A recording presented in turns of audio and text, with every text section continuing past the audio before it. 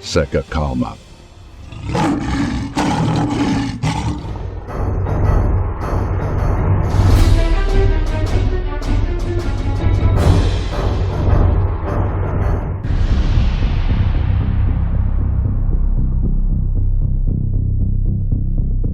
Putin é pressionado a atacar a Ucrânia com toda a força. Autoridades russas voltaram a defender uma escalada dos ataques contra a Ucrânia.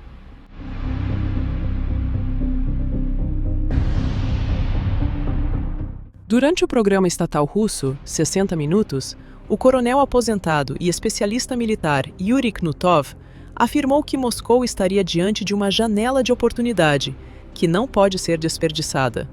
Nada de bom está reservado para Zelensky. Temos que aproveitar esta janela de oportunidade. Temos que atacar todos os dias com toda a força. Knutov defendeu ataques diários e com toda a força contra a Ucrânia, além de elogiar o desempenho militar do Irã e seus mísseis hipersônicos. Os iranianos estão se saindo muito bem.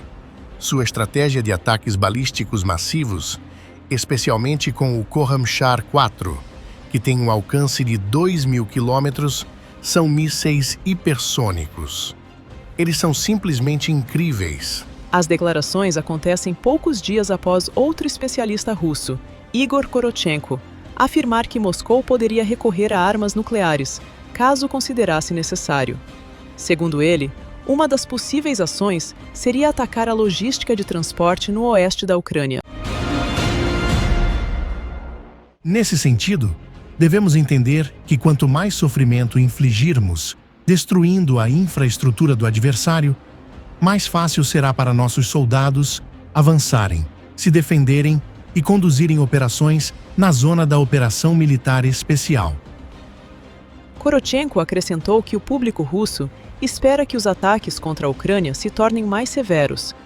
Quanto mais frequentes, mais intensos e eficazes forem nossos ataques à Ucrânia, à sua logística de transporte, às instalações de infraestrutura e ao complexo militar industrial, mais rapidamente alcançaremos os objetivos e as tarefas que foram definidos para as nossas forças armadas.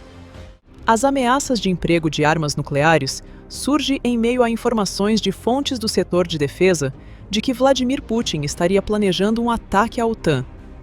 Há temor de que a Rússia possa desferir ações contra até 7 países europeus. Entre os cenários considerados estão a captura de ilhas de valor estratégico, tentativas de anexação de partes dos estados bálticos, inclusive no leste da Estônia, e uma invasão em grande escala da Lituânia.